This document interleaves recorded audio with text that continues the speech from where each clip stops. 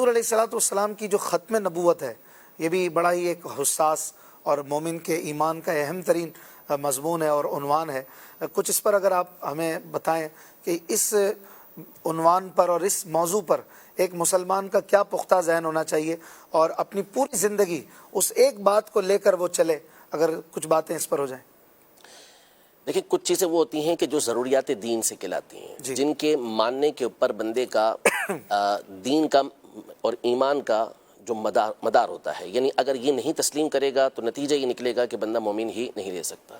جیسے مثال کے طور پر ہمارا معبود اللہ ہے. صحیح. اللہ معبود ہے، اللہ موجود ہے، اللہ ہی خالق ہے، اللہ ہی رازق ہے. یہ ہمارا عقیدہ ہے کہ اللہ ہمارا معبود ہے. جس طرح یہ ہمارا عقیدہ ہے کہ اللہ معبود ہے، اسی طرح ہمارا یہ عقیدہ ہے کہ اللہ ہی ہمارا معبود ہے. بے شک اللہ ہی ہمارا معبود ہے. اگر کوئی یہ عقیدہ رکھتا ہے کہ اللہ بھی معبود ہے اور نعوذ باللہ کسی اور کو بھی اپنا معبود مانتا ہے، استغفر، کسی اور کو بھی عبادت کے لائق سمجھتا ہے، تو ظاہر ہے کہ وہ مسلمان نہیں رہ سکتا. یہ شرک ہے سیدھا سیدھا. ٹھیک ہے.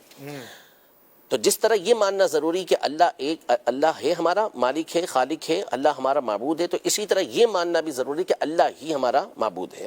صحیح. اسی طرح نبی پاک صلی اللہ علیہ وسلم کو اللہ کا نبی ماننا، یہ ایمان کا اس پر مدار ہے. کیونکہ نبی پاک صلی اللہ علیہ وسلم پر، آپ کی نبوت پر ایمان لائے بغیر کوئی بھی مومن نہیں ہو سکتا. تو جس طرح نبی پاک صلی اللہ تعالیٰ علیہ وآلہ وسلم کو نبی ماننا ضروری ہے، اسی طرح یہ عقیدہ رکھنا ضروری ہے کہ نبی پاک صلی اللہ علیہ وسلم اللہ کے آخری نبی ہیں. بے شک. اب آپ کے بعد کوئی نیا نبی آ ہی نہیں سکتا. بے شک. آئے گا تو دور کی بات ہے، آ ہی نہیں سکتا. جو یہ تصور کرے اور یہ خیال رکھے اور اس کو ممکن سمجھے کہ نبی پاک صلی اللہ علیہ وسلم کے بعد کوئی نیا نبی آ سکتا ہے، تو وہ بندہ مسلمان نہیں رہ سکتا.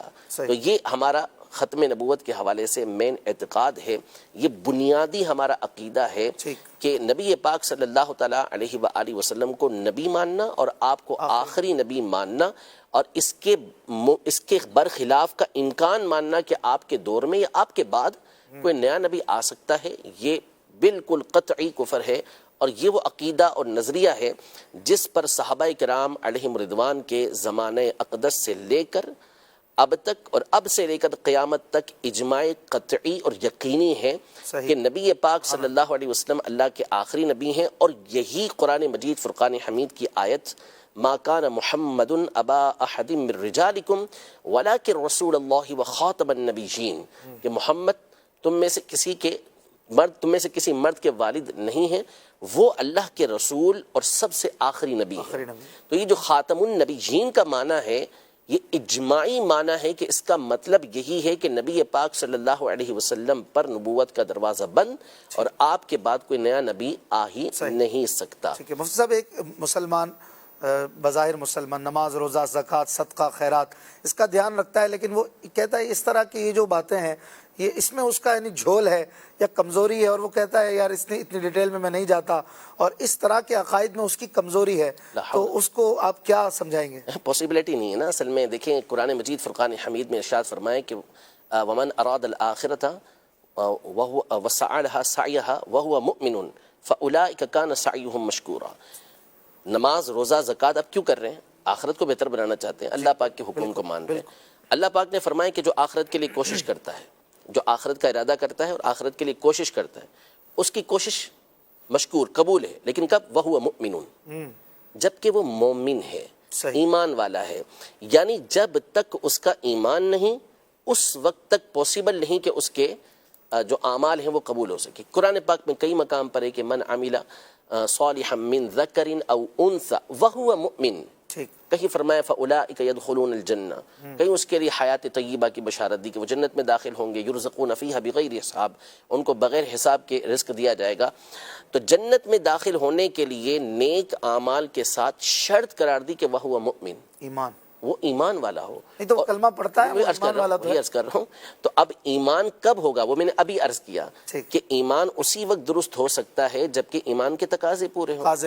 اب یہ تو وہ آپ کہہ رہے ہیں کہ وہ بات آپ کہہ رہے ہیں کہ جس کا تو تصور ایک ایسا بندہ کر بھی نہیں سکتا کہ اس میں کیسے دوسرے معاملات کے اندر چلو وہ کہتا ہے کہ بھائی میں اس میں نہیں پڑھ رہا، اس میں نہیں پڑھ رہا، وہ بھی غلط ہے، کیونکہ ہمیں حق کی جو راہ پر چلنا ہے اس کا حکم دیا گیا ہے، لیکن یہ تو وہ عقائد و نظریات ہیں کہ جو ہمارے بچے کے ذہن کے اندر ہوتے ہیں، تو ہمارا بنیادی عقیدہ ہے کہ نبی پاک صلی اللہ تعالیٰ علیہ وسلم اللہ کے نبی اور سب سے آخری نبی ہیں. کسی اور کے بارے میں یہ تصور ہی نہیں ہو سکتا کہ نبی پاک صلی اللہ تعالیٰ علیہ وآلہ وسلم کے بعد کوئی نیا نبی یہ آ سکتا ہو. ٹھیک ہے، ماشاءاللہ. مفتی صاحب کے لیے کالز بھی آ رہی ہیں اور آپ مزید کالز کرتے رہیے. ہم کوشش کریں گے آج آپ کی زیادہ سے زیادہ مفتی صاحب سے بات ہو. مفتی صاحب، ایک شخص کہتا ہے کہ یہ آپ کرامات کی بات کرتے ہو، اولیاء کی شان بیان کرتے ہو، وہ زمانہ تھا، الگ تھا، اس میں کوئی مووی نہیں بنتی تھی، کیمرہ نہیں تھا، ویڈیوز نہیں بن سکتی تھی. آج کدھر ہے کرامات؟ کہاں ہے؟ ابھی ہے نا مووی ویڈیو، تو اب تو کچھ بھی ہوگا تو فوراً بن جائے گی. کدھر ہے کوئی ویڈیو لے کر آؤ؟ اس طرح سے وہ کرامات سے لوگوں کو متنفر کرنے یا کرامات کی جو ایک اہمیت عام مسلمان کے دل میں ہے اسے نکالنے کی کوشش کرتا ہے. کیا فرمائیں گے اس پہ؟ سب سے پہلی چیز تو دیکھیں، ایک مومن جو ہوتا ہے، ایک مسلمان جو ہوتا ہے، اس کے لیے اصل چیز قرآن و سنت ہے. جی ٹھیک ہے، کہ قرآن و سنت سے کیا کرامت کا ثبوت ملتا ہے یا نہیں ملتا. صحیح. اگر تو قرآن و سنت سے اولیاء کے لیے، اللہ کے نیک بندوں کے لیے کرامت کا ثبوت ملتا ہے تو ایز اے ایک مومن مسلمان ہونے کی حیثیت سے اس پر لازم ہے کہ وہ اس بات کا اعتقاد رکھے گا. اور قرآن و سنت اس سے بھرے ہوئے ہیں. قرآن مجید فرقان حمید میں حضرت مریم رضی اللہ تعالی عنہ کی کرامت موجود، حضرت آصف بن برخیہ رضی اللہ تعالی عنہ کی کرامت موجود. اسی طرح احادیث طیبہ میں نبی پاک صلی اللہ تعالی علیہ وسلم نے کئی اور کرامتیں بیان کیں. صحابہ کرام علیہم رضوان کی کرامتیں یہ صحیح بخاری صحیح مسلم کے اندر موجود ہیں کہ فلاں صحابی کے ساتھ یہ کرامت پیش آئی، فلاں صحابی کے ساتھ یہ کرامت پیش آئی. تو قرآن و سنت تو اس سے مملو ہیں. اگر تو آپ اس کا انکار کرتے ہیں تو پھر ہم اس حوالے سے آپ سے گفتگو کر لیتے ہیں کہ کیا یہ کرامتیں قرآن و سنت سے ثابت ہیں یا نہیں ہیں. نمبر 2 یہ رہا کہ اب وہ کرامتیں دیکھی نہیں جا رہی تو یہ کوئی دلیل نہیں. قرآن پاک میں یہ طرز کافروں کا قرار دیا گیا ہے. وہ یہ کہتے تھے نبی پاک صلی اللہ علیہ وسلم کے لیے کہ لولا نزل علیہ آیۃ من ربی، ان پر اللہ کی طرف سے کوئی نشانی کیوں نہیں اترتی. کبھی وہ کہتے کہ ان کے اوپر آسمان سے لولا انزل علیہ ملک، ان کے ساتھ کوئی فرشتہ آنا چاہیے. کبھی وہ کہتے کہ او تکون لہ جنۃ یأکل منہا، کہ ان کے لیے جو ہے وہ باغ ہونا چاہیے جس میں سے یہ کھائیں. کبھی کہتے کہ ان کے لیے خزانہ آسمان سے اترے. یعنی وہ اس بات کا مطالبہ کرتے تھے کہ ان کے من پسند کے معجزات نبی پاک صلی اللہ تعالیٰ علیہ وآلہ وسلم دکھائیں. لیکن اللہ پاک نے فرمایا قل انما الآیات عند اللہ، تمام نشانیاں، تمام اس طرح کے معجزات یہ اللہ کے پاس ہیں. وہ جو چاہتا ہے، جس کو چاہتا ہے عطا فرما دیتا ہے. تو یہ طرز کہ نہیں ابھی ہم اپنی آنکھوں سے دیکھیں گے تو تسلیم کریں گے، یہ تو کفار کا طریقہ کار ہے. یہ تو بنی اسرائیل نے یہ کہا تھا کہ لن نؤمن حتی نری اللہ جہرۃ. جب موسیٰ علیہ السلام کے پاس وہ آئے تو انہوں نے کہا کہ اللہ پر ہم ایمان ہی اسی وقت لے کر آئیں گے جب کہ ہم کھلی آنکھوں سے اللہ پاک کو دیکھیں.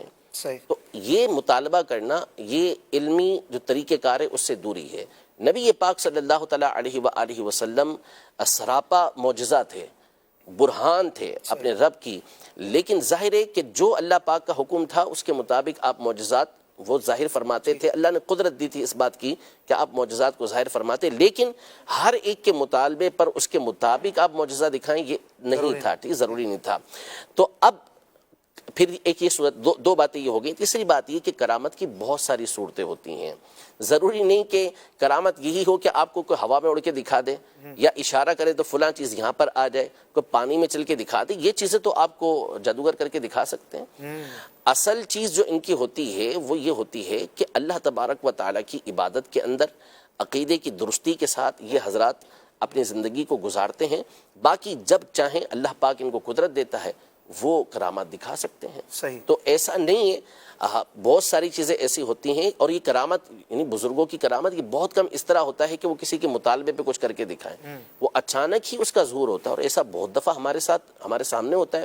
بزرگوں کے پاس جاتے ہیں، وہ دلوں کی باتوں کو بیان کر دیتے ہیں. بالکل ایسا کئی مرتبہ ہوتا ہے. اب آپ کو نہیں ایسا اتفاق ہوا تو ہم کیا کر سکتے ہیں؟